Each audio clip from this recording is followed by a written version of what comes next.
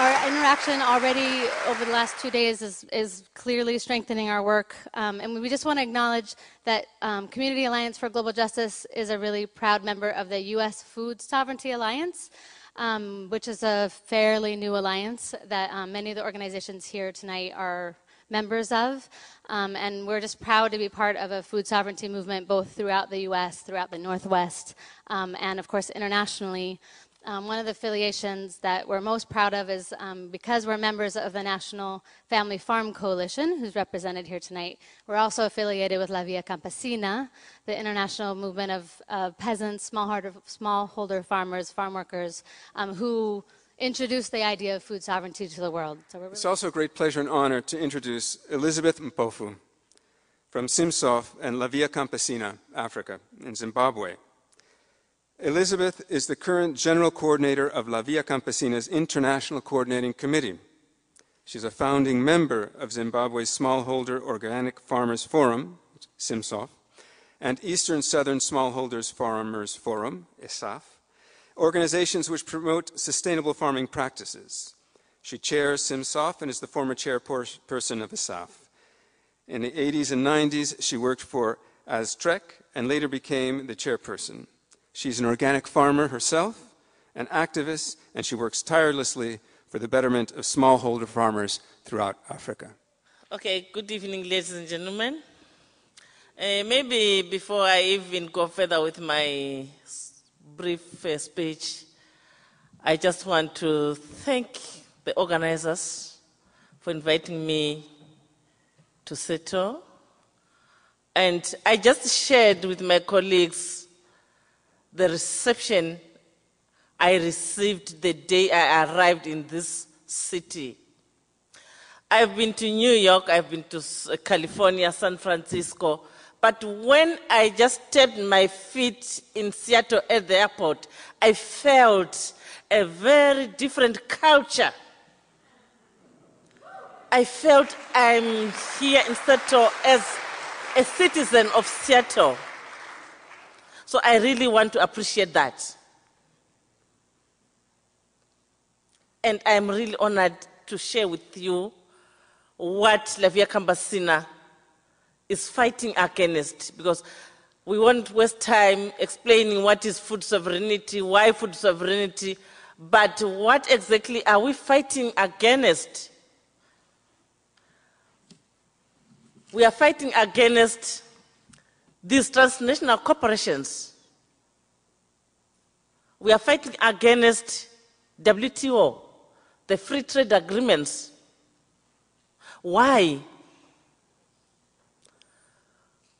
We have seen that they are very influential to our African governments to the extent that they are pushing for policies which don't support our farming systems, our indigenous knowledge farming systems. They are also promoting the GMOs. GMOs are flooding into our continent. Does that mean we Africans, we don't know what to do with our own resources? They're coming to grab our resources, our natural sources. We are not benefiting from our natural sources from Africa. But these corporations are coming to grab our land, take our diamonds, our gold, all those resources. The most challenge which we are really facing as farmers, as peasants, is the way they are trying to influence our African governments to grow crops which are for biofuels, not food. Do we eat biofuels? We really want food. Why should they talk of food security? We don't want food security. Why? Food security is just, you just want to see food, plenty of food, regardless of how it was produced. Is it healthy food? You don't even dare think about that. And what is that which we should think of doing together? I have the feeling all of us in this house today, we are already via Campesinos. We are already members of La Via Campesina. And the fight we are fighting, we are going to fight together.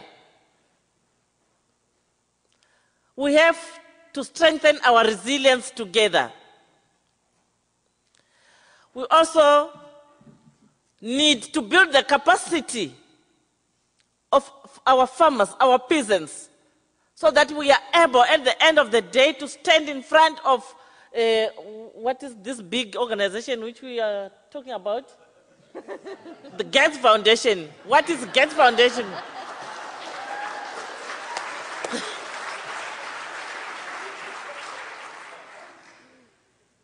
All the farmers should be able to stand and voice to protect our rights. We really want to control our land, to control our seeds, to produce the food we want, healthy food the way we want. No one should come and tell us to produce food. We are big enough, we are human enough. We know what we want.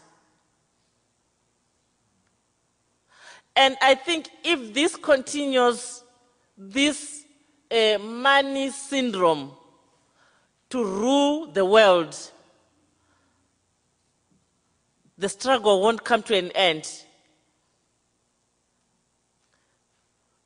We know we don't have money, but we have the capacity. We have the resources. We are as many as, I can't say the numbers, but because, like, for instance, right now, La Via Campesina, we are talking of more than 200 million farmers.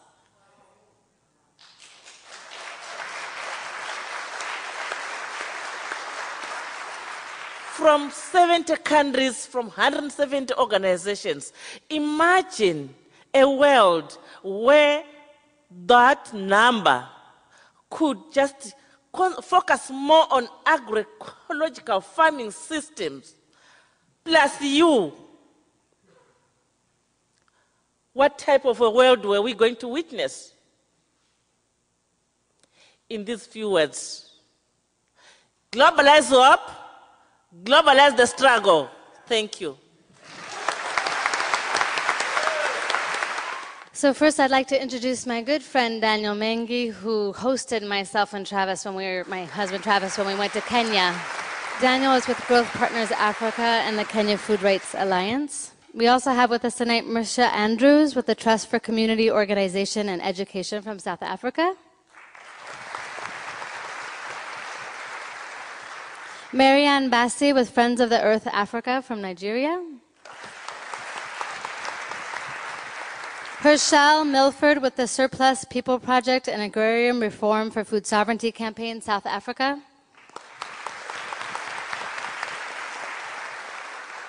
And Bridget Mugambe with the Southern and Eastern...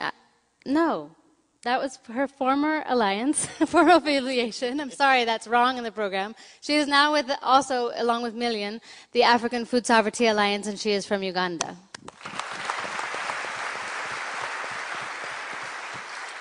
So we'd like to invite each of you, if you'd like, to comment for 2 or 3 minutes on what you've heard so far or on the questions that were presented. And then we will go to a question and answer period. And thank you to everyone for turning up for this event. We are really delighted and glad that you're able to attend.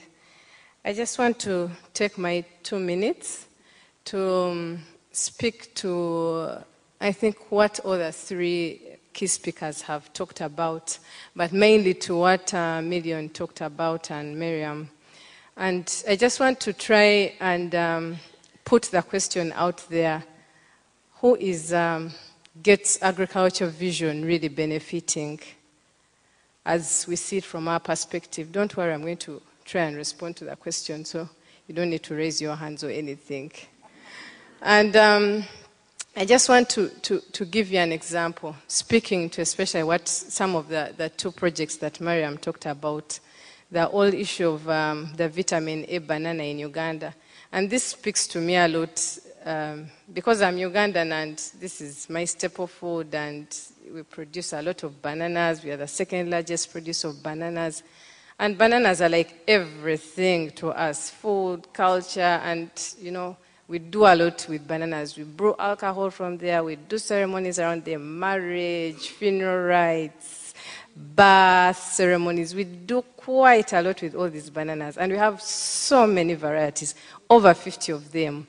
And all these have indigenous names, have indigenous purposes, have culture attachments. So it is a very critical thing to us. And why I put the question, who this is benefiting, is if you look at, for example, this project of vitamin A banana that gets its funding, it is targeting increasing vitamin A consumption for young children. And in my culture, young children don't like bananas. Children below 5 years, do not like bananas because we eat bananas while hot. So it doesn't speak to them. When you eat bananas while cold, then it is something different. It's close to cassava or potato. So children learn how to eat bananas when they are 7 or 8 or 9. So if you're bringing a project to address needs of children under 5 years, and you're putting in all this money, and you do not understand how this food is consumed, well, then you might as well throw that money into a ditch. That's why we are all seated here and questioning Gates' vision for agriculture in Africa. I just simply say that. Good evening, everybody. It's an honor to be here. I come from South Africa, and I think it would be irresponsible not to raise the issue of the land question that our country is facing, in that 20 years in a democracy, we still see landlessness and lack of access. So we can't speak about food sovereignty without speaking about agrarian transformation. And so that's the area that myself, as a leader of an organization, advocates with others for. And so that struggle continues around access to land. And then linked to my sister Elizabeth around just getting the message across that many farmers and social movements and food movements are fighting back. So there's not a passive acceptance of the status quo. There's a resistance, a strong resistance, a strong resilience. And I want to echo what Million is saying about changing that picture and vision that's really resonating in a country in South Africa, but also in the rest of the continent. So I would ask you all to continue your fight together with such an amazing organization for the struggle for social justice, food sovereignty, and agrarian transformation. Thank you very much. It's also my privilege to be here with you tonight and to say thank you to the organizers. It's been really good to be here with you and to learn and to share. So Eric started off this evening by speaking about the Green Revolution and about AGRA. So when we look at AGRA and the Green Revolution, I think for us as Africans, we see it as another form, another phase of colonialism, another wave that's coming to take over the last parts of what is really African, our food, our land, and our sovereignty. So we're saying that Africa has fed itself for a long time. Africa will continue to feed itself. What we need is not charity and more investment of the kinds that's been imposed on us. We need solidarity. We need learning together from you, from the peasant farmers, from the food movements, all these small markets that exist here, from the community to community programs. That's what we need. People to people solidarity, not corporate takeover. So we say no. Good evening, ladies and gentlemen. I want to thank the organizers for bringing us here. And if you want to support something, I think you should support the Community for Alliance for Global Justice. They're doing a very good job. It's a good place to put in money, good place to support with all that we have. And I want to use this opportunity to thank my host, Professor Brandon, and his amiable partner, Nikki. We said this is their birthday. I'm sure they are some in the crowd. Thank you so much. And that brings me to what I want to say briefly. When I got into their home, the first thing he asked me was, what do you want to eat? And what do you want? I mean, this is their home. They could give me whatever they have, but they choose to ask me what I want and to make me comfortable. Gates Foundation, Monsanto's, and his allies are not asking us that question. They are coming to Africa and they are detecting to us what they think we want. I mean, if you want to help me, if I say I am cold, don't give me ice cream. Give me a coat. Don't decide for me. Those questions are not being asked, and we really feel very insulted. They are coming and, like all my brothers and sisters have said there, and destroying our diets. I live in Nigeria, and I work with an organization called Friends of the Earth, and I'm part of the alliance. We are in 77 countries. And we have this crop in West Africa that we eat. It's called cassava. I don't know how many of us know cassava. It's we call it an orphan crop because if you can't afford any other thing, you can afford to eat cassava. We eat it in different forms, liquid, solid, in whatever forms you can afford to. And it grows in arid conditions. Gates and his brothers are saying, oh, we're going to fortify this cassava for you. So you don't need to eat it the way you eat. You're going to put vitamins inside, and your ancestors were not very creative, or God was not very good, so we're going to do you a favor, and we're going to polish this crop. So, and they're telling us, we eat cassava with soup. We don't eat it alone. And they're telling us, now you can eat cassava alone. We feel we are being insulted. If you want to help me, if you want to help our people, ask us what we want. Don't assume. You can as well throw the money into your drain. We feel the corporations are there, not for us, but they're there for themselves. We also feel that if they want to do experiments, they should not do it in our environment, not in our intestines, but they can continue in their labs. They shouldn't do it anywhere that we are. And then finally, before I hand this mic to my brother here, we can't fight this battle alone. We need all your support. We need all your encouragement, because the battle is fierce. We have our voices. We have hope, we believe. But we are up against people who have resources, who feel we are nothing, and because they have the means and the support of our government, they can treat us whatever we want. Again, we believe in food sovereignty. We believe that we can eat what we want, how we want it, and the way we like it.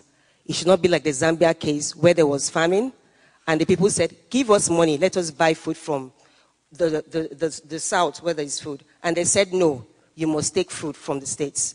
So that is not help. If you are helping me, ask me the kind of help I need, and you'll be helping me. Thank you. There's a beautiful lake in East Africa. It's the second largest lake in the world, freshwater. And tonight I met two lovely ladies, Shirley and Carol. The reason I'm starting there is because Carol spent some good years in Kakamega, very close to the lake, when she was at a prime age of 45, and she stayed there for 5 years. We have a Green Revolution project that has started there, and they call themselves Dominion Farms. And they've taken up a swamp where fish used to go spawn and lay their eggs.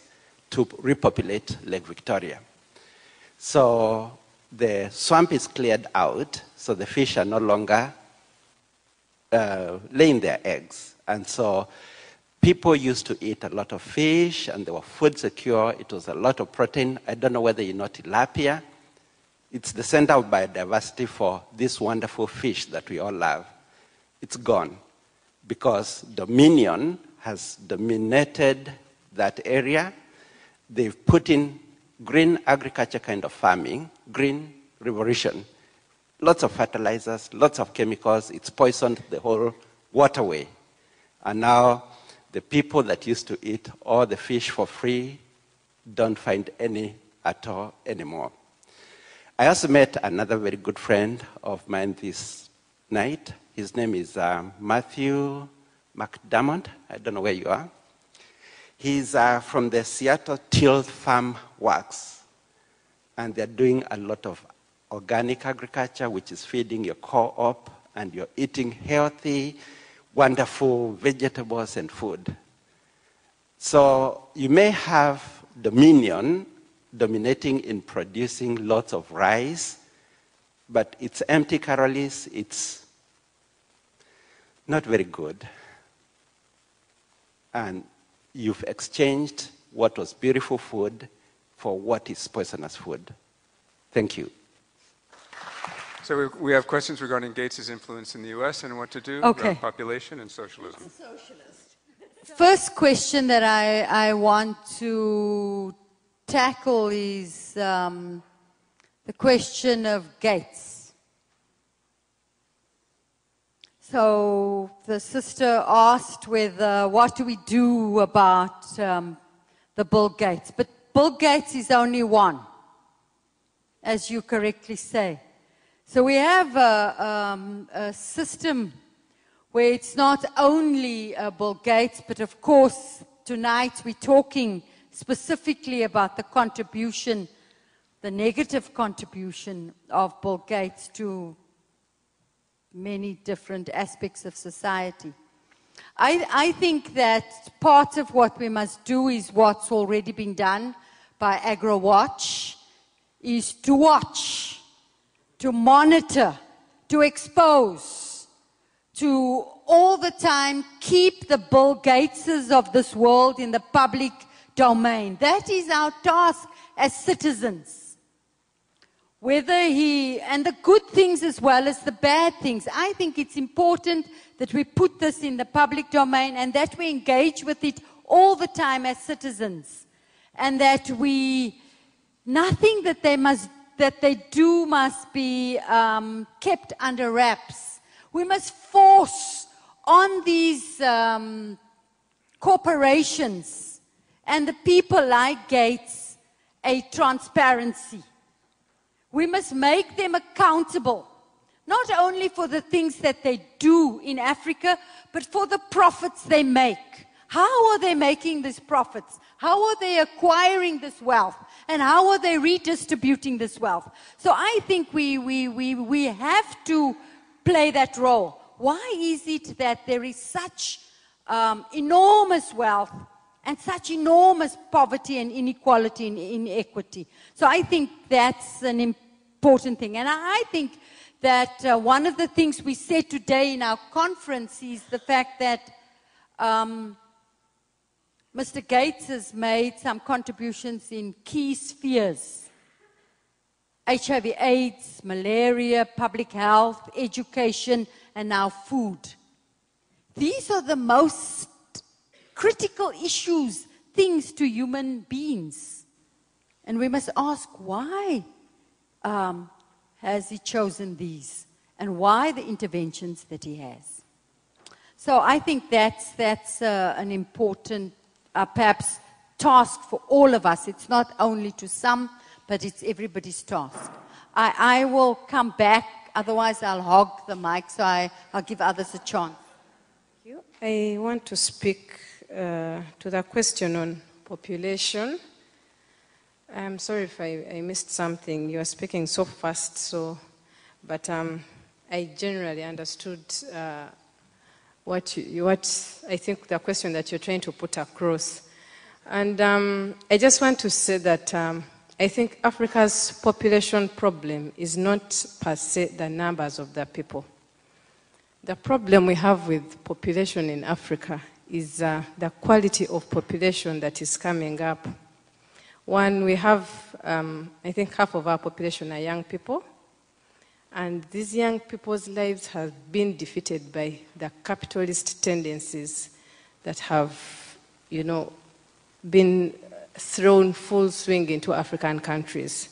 So we have young people who are finishing universities and everything is on the market. They can't get employment, they can't buy land, they can't buy food, they can't get housing because this whole capitalist system has taken over everything. So it is not that our population is too much. I think there is land where we can fit, we can produce more people and we'll still fit within there. And I just want to talk a little about this whole capitalism and liberalization that is going on within Africa. So many governments, including the US government, have pushed African governments to liberalize, to open up their markets. So everyone can come into Africa and set up a business and take their money out and give people crap employment and dodge taxes and evade and avoid taxes and do all these things without any limitation. And I'll give you an example. The US government has proposed a trade investment partnership agreement with the countries within the East African region. And these are the things they're demanding for. You want equal treatment with local companies in Uganda, and equal treatment means tax holidays, means access to resources like land, you know, and all these things. So these are the things that are frustrating the population, the bigger majority of the population in Africa. And that is why the population is becoming a problem to us. It is not the numbers, it is the quality and the system, the problems around it. Yep. When people start talking about developing countries and population, it always carries some kind of connotation that we have too many children and issues around carrying capacity of land. And I think that we need to turn the question around and say, how do we address the systemic issues that contribute to inequality, that militate against people's ability to access adequate, good quality, culturally appropriate food? And what is standing in the way of ecologically sustainable and socially just solutions? And